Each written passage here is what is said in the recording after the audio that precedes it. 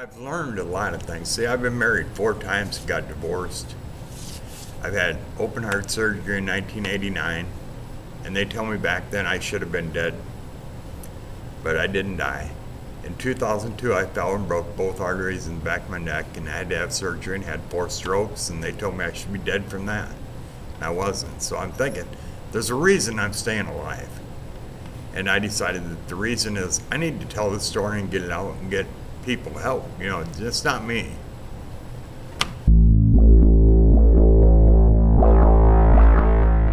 One out of 4 girls are abused. 1 out of 6 boys are abused as children. And I didn't know that. You know, I thought I was just one person, you know.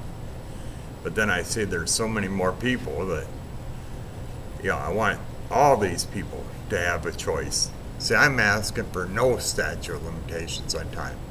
And in the state of Illinois right now, if there's child pornography, there is no statute of limitations. It can happen at any time. But if you touch a child, it's a 20-year statute of limitations. You know, and I've already talked to the officer that's in charge of child abuse up there in Whiteside County, and he told me, well, there isn't nothing you can do because there's a statute of limitations. I said, well, then I know what I need to do, get that changed.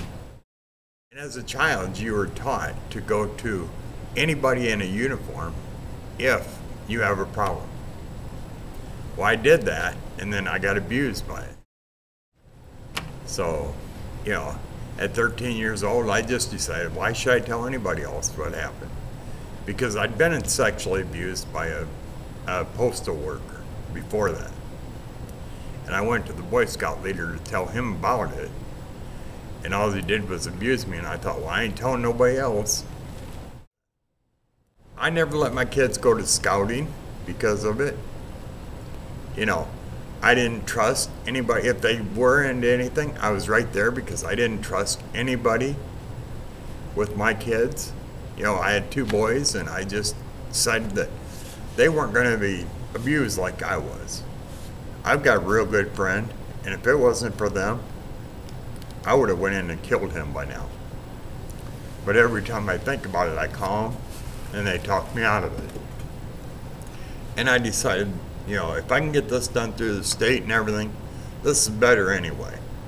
You know, I don't end up in prison, which doesn't really bother me. I mean, my life has been pure hell for 43 years, so what's the difference if I go to prison now instead of spend the rest of my life in prison? You know, but I don't want to. I got grandkids and stuff. I know that if anybody ever touched my grandkids that way, I would kill them. You know, I know that for a fact. You know, none of my wives knew about this. And that's why I got divorced, because when it came to the time when I was staying busy all the time, I'd work day and night.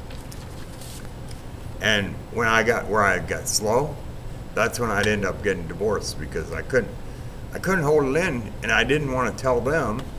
So it's just like the old saying, when you're scared, you're either going to flee or you're going to fight. Well, I fled every time. I just left. The only thing I asked of my ex-wives, and I gave them everything, was just don't take my business, because I had a business and I could rebuild.